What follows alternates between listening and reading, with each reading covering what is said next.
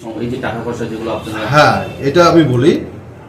ব্যাপারটা হচ্ছে মুখ্যমন্ত্রীর একটা বক্তব্যকে জনমানসে ঘুরিয়ে ফিরিয়ে বিভ্রান্তি সৃষ্টি করার জন্য প্রচার করা হচ্ছে। রাসমেলার মাঠে মুখ্যমন্ত্রী এসেছিলেন। মুখ্যমন্ত্রী এসে বলেছেন যে পৌরসভার যে অ্যাসেসমেন্টের জন্য বাড়ি বাড়ি নোটিশ পাঠিয়েছিল সেই প্রক্রিয়াটাকে স্থগিত রাখতে বলেছে। চেয়ারম্যানকে নির্দেশ দিয়েছিল যে এই প্রক্রিয়াটা আপাতত স্থগিত রাখা হোক, এই মুহূর্তে কারো ট্যাক্স বর্ধিত করা যাবে না। কিন্তু মুখ্যমন্ত্রী কখনোই বলেননি যে পৌর কর আমি মুকুব করে দিলাম। পৌর কর যদি মুকুব করে দেয় তাহলে পৌরসভাটা চলবে কি করে? আপনারা জানেন না হয়তো যে 2001 সন থেকে অনেক কর্মচারীর পেনশন বকেয়া ছিল, গ্র্যাচুইটি বকেয়া ছিল। বর্তমান পৌর বোর্ড আসবার পর গত 2 বছরে আমাদের 2021 সন অবধি সমস্ত অবসরপ্রাপ্ত কর্মচারীদের প্রাপ্য গ্র্যাচুইটির টাকা কিন্তু মিটিয়ে দিয়েছে, পেনশনের টাকা মিটিয়ে দিয়েছে। পৌরসভার এর জন্য কিন্তু সরকারি কোনো সহযোগিতা পায়নি। পৌরসভার নিজস্ব তহবিল থেকে এগুলো করতে হয়, সেটাই করেছে। এখনো 2022-23 যারা রিটায়ার করেছে তাদের গ্র্যাচুইটি পেমেন্ট বাকি আছে। এখন যদি এইভাবে মানুষকে বিভ্রান্ত করে যদি পৌরসভার আয়ের পথটাকে বন্ধ করে দেওয়া হয় তাহলে কর্মচারীরা তো নিশ্চয়ই সাফার করবে। আর কর্মচারীরা সাফার করলে তো নিশ্চয়ই কর্মচারীরা আজকে যেভাবে পরিষেবার জন্য ঝাঁপিয়ে পড়ছে পৌরকর্মীরা দিন রাত্রি, তাহলে সেই পরিষেবাটা ব্যাহত হবে। ব্যবসায়ীদের যেটা মেন অভিযোগ সেটা হচ্ছে নামান্তর, মানে এক হাত থেকে আরেক যখন বদল হয় কোনো স্টল, তখন সেটার যে স্কোয়ার ফিট সেটা আগে 100 বা 200 টাকা নিতে হতো প্রতি স্কোয়ার ফিটে, সেটা এখন 4 থেকে 5,000 টাকা করা হয়েছে। এই যে বিশাল অ্যামাউন্ট যেটা বাড়ানো হয়েছে, এটা নিয়ে মূল অভিযোগ। হ্যাঁ, সেটা নিয়ে তো আলোচনা বসতেই হবে। পৌরসভার সঙ্গে ওনারা আলোচনা বসবে, ওনাদের একটা তো নিশ্চয়ই সাজেশন থাকবে যে এই রেটটা এত ছিল, এত হওয়া উচিত।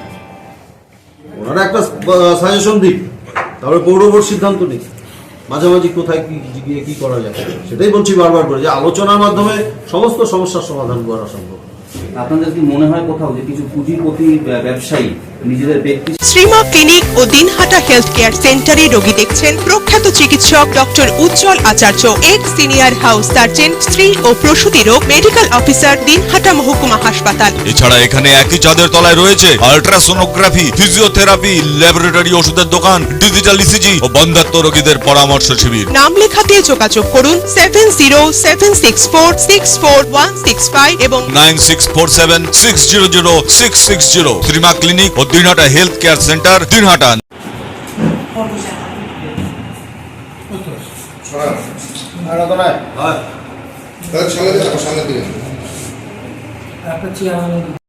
সামনের দিকে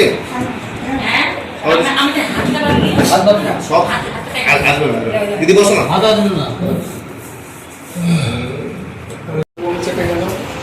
সামনে দিকে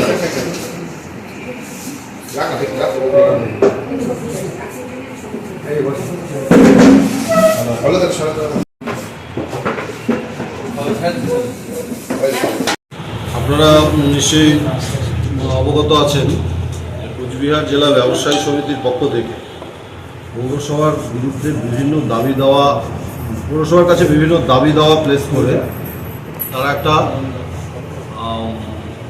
দাবি রেখেছিল যে 7 দিনের মধ্যে এই সমস্যাগুলো সমাধান না হলে তারা কোচবিহারে ব্যবসা বন্ধ থাকবে। তা ইতিমধ্যেই আমরা দেখলাম আগামী 17 তারিখ জেলা ব্যবসায়ী সমিতির পক্ষ থেকে কোচবিহারে 24 ঘন্টা ব্যবসা বন্ধের ডাক দেওয়া হয়েছে। তাদের আন্দোলনের শুরুতেও আমরা বলেছিলাম যে গণতান্ত্রিক দেশে আন্দোলন করার অধিকার প্রত্যেকেরই আছে এবং আন্দোলনের বিভিন্ন ধরন আছে। এটা এমন কোনো ঘটনা না যে যার জন্য একদম বল পর্যন্ত এই আন্দোলনটাকে নিয়ে যেতে হবে।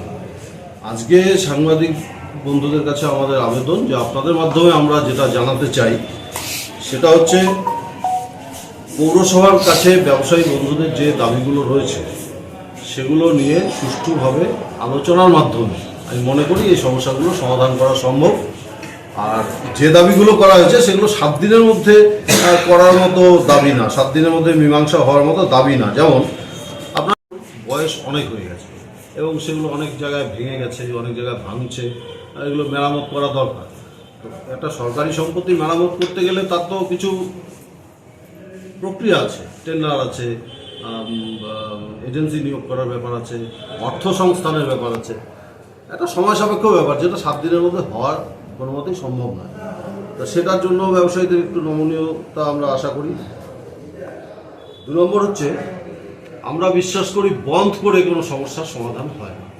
আজকে 24 ঘন্টা বন্ধ করলে যারা কোটিপতি ব্যবসায়ী আছে তাদের কোনো ক্ষতি হবে না, কিন্তু আমার যারা ভেন্ডার আছে, যারা ফুটপাত ব্যবসায়ী আছে, যারা ক্ষুদ্র দোকানদার আছে, যারা ক্ষুদ্র মাছ ব্যবসায়ী আছে, সবজি ব্যবসায়ী আছে, যাদের দিন আনতে দিন খরচ হয়, তাদের প্রচণ্ড অসুবিধার সম্মুখীন হতে হবে এই দ্রব্যমূল্য বৃদ্ধির বাজারে। সেই জন্য আমরা আমাদের সংগঠনের পক্ষ থেকে, Cooch Behar municipality workers and employees অ্যাসোসিয়েশনের পক্ষ থেকে ব্যবসায়ী সমিতির সম্মানীয় সদস্যদেরকে অনুরোধ করব যে আপনারা আরেকবার ভেবে দেখুন, বন্ধটাকে প্রত্যাহার করে আলোচনার টেবিলে বসে এই সমস্যাগুলো সমাধান করা যায় কিনা। কারণ ট্রেড লাইসেন্সের মাত্রাতিরিক্ত ফি অবিলম্বে প্রত্যাহার করতে বলা হয়েছে, এটা